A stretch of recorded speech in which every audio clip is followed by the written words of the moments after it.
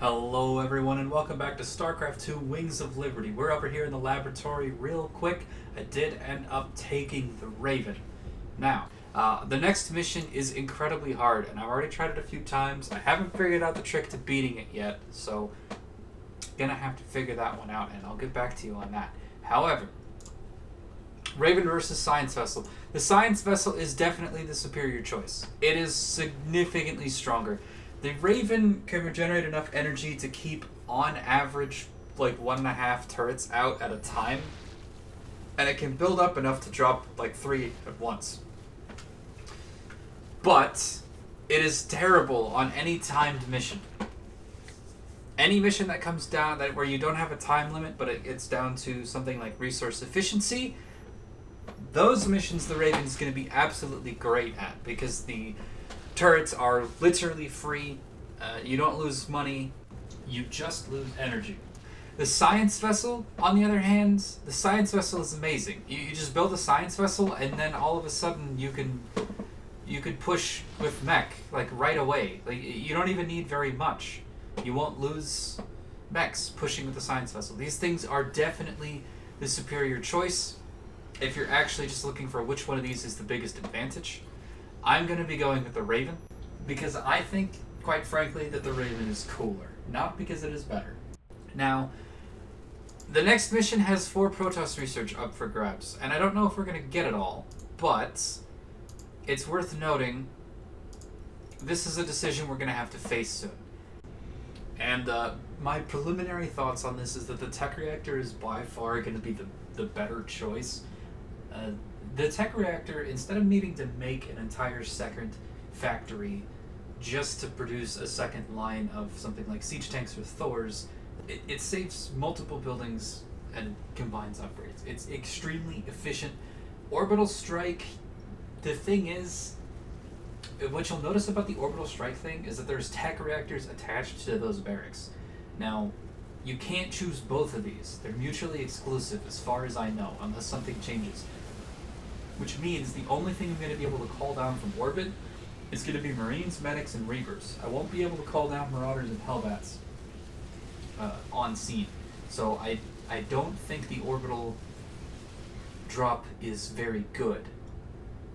That being said, I do think it's the more fun option. So we'll see.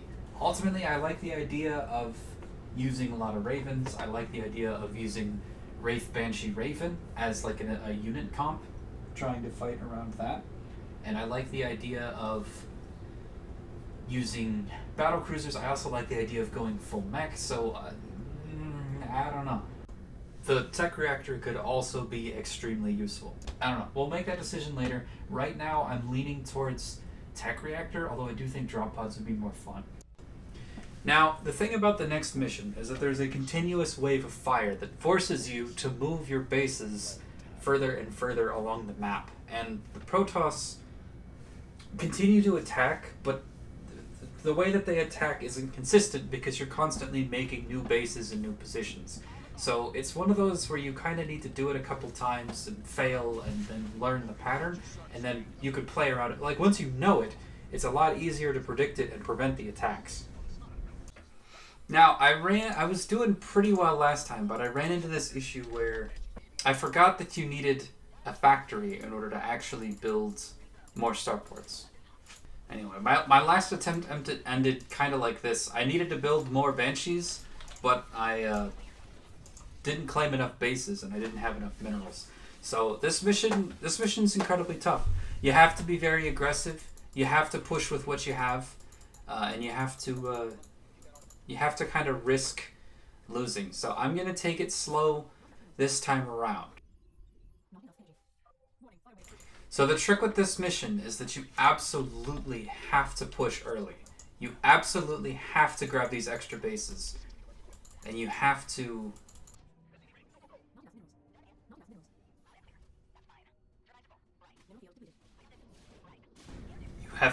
hold as many of the bases as you can and harvest as much minerals before you actually get to the final phase. So there's a lot of side bases that are pretty easy to take out, but then the final push is it's not overly difficult, But if you lose too many forces in the buildup, or if you just didn't get to mine enough on your way there, then you just won't have the forces you need to actually take it.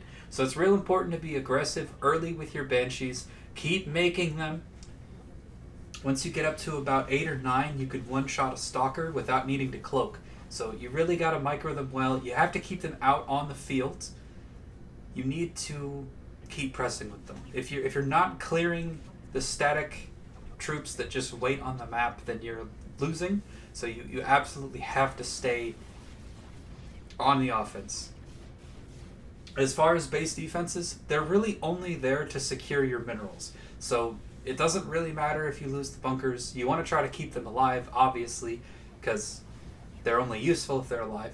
But really, you just need the minerals. You don't need to stay there. It's not like in a lot of bases, you're going to stay put, and your defense means so much more. In this, as few troops as you need to stay behind in order to keep the base from actually dying is the optimal amount of troops to have behind.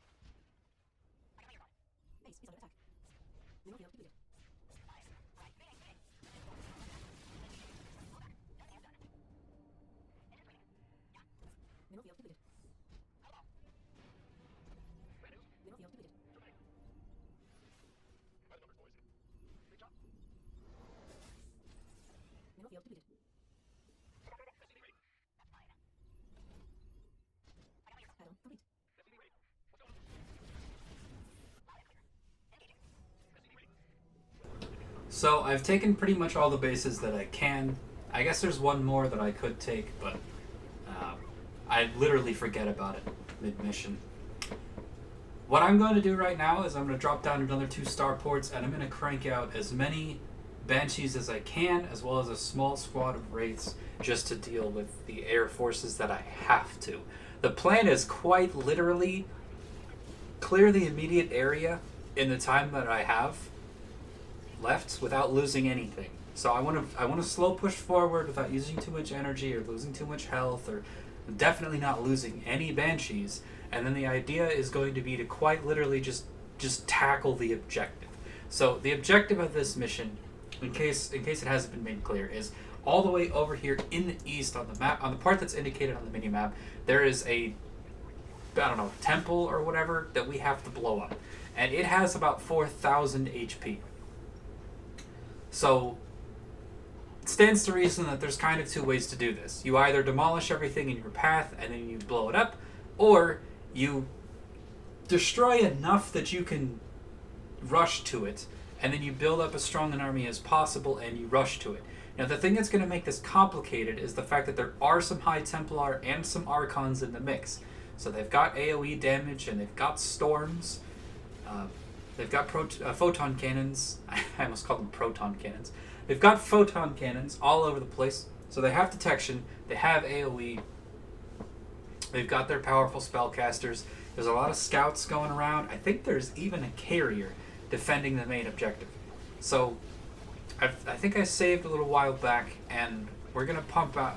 Oh, here it is. Here's the save. I'm going to pump out as many units as I can. I'm going to just focus on not losing any of my air units. And then with the critical mass, it's just going to be a question of hopefully not getting stormed. I'll probably save again before I actually go in for the finish. And I do not know where this last piece of Protoss research is. I think I might have missed it, honestly. Looks like we've got about 2 production cycles left, 2 or 3 left in these. So yeah, the plan is quite literally build up as many Banshees as I possibly can, and then attack with that.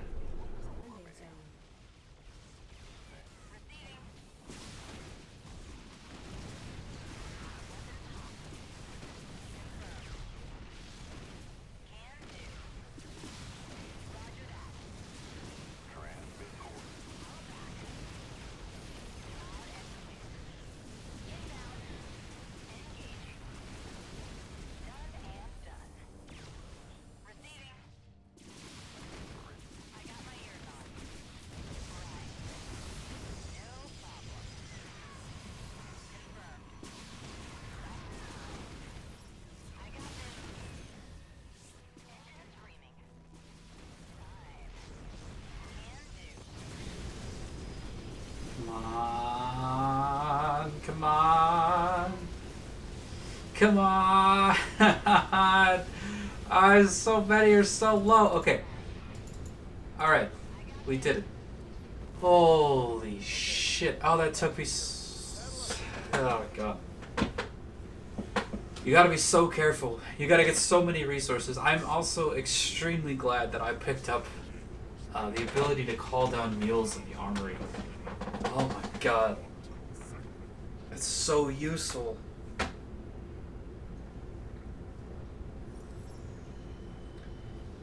Unfortunately, we did miss a single point of research, so we are not going to have the other, the drop pod's next mission. Oh, cutscene.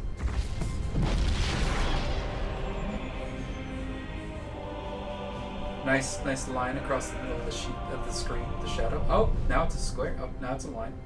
Sir, we've reached the rendezvous coordinates. No contacts. Looks like the Mobius ship hasn't arrived yet. That's strange. It ain't like them to be late.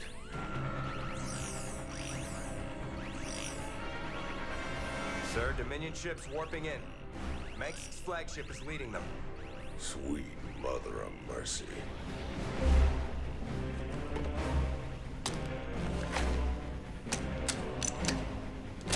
Sir, their shields are still down. I don't like this. Matt, pull us alongside and prep docking tubes. Commander, this is not a smart move. You wanted your revolution, kid. Now you got it.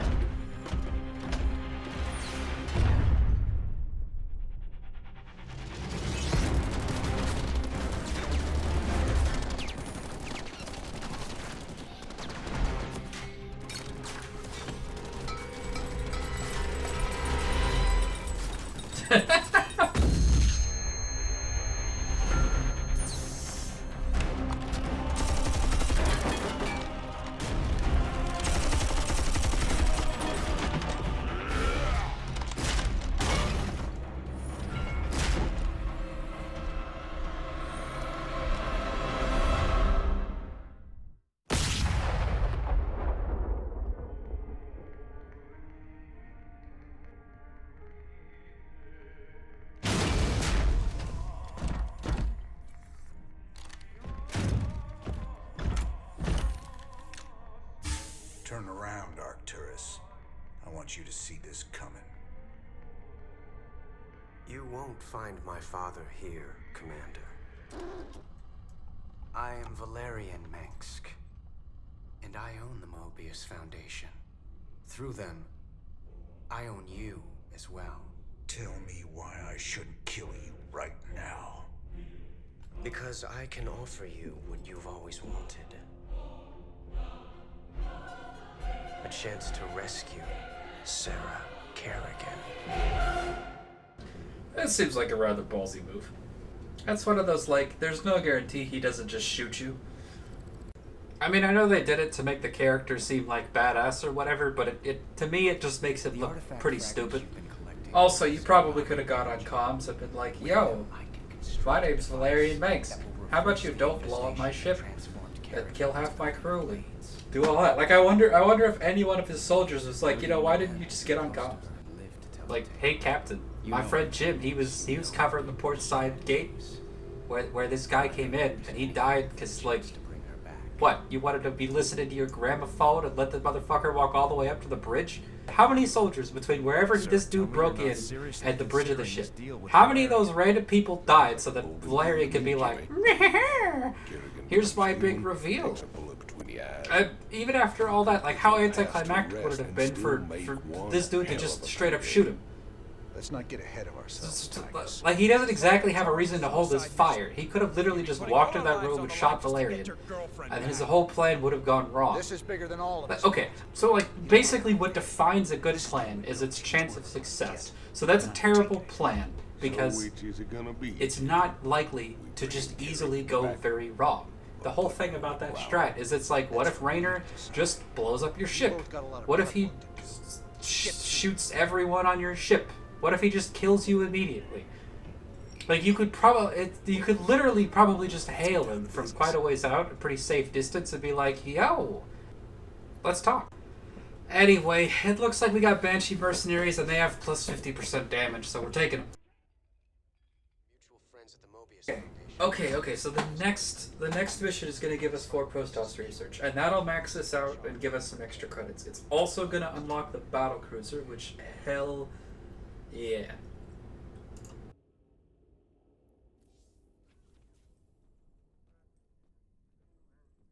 Commander Raynor.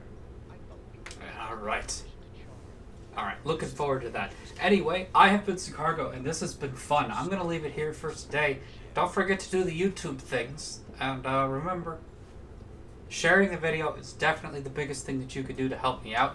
I'm only doing this for a little while, maybe another month or so, depending, of course, on whether or not the channel sees success. So if you do like what you see, and you want to see more, or you're interested in me playing the other couple of campaigns, or maybe just different games, please hit that subscribe button. Maybe leave a comment letting me know what you'd like me to do. Because, I mean, I'm down to play games, if you're down to watch games. Anyway, it's been fun. I'm Sucargo. I'll see you soon with the next episode of Starcraft 2 Wings of Liberty.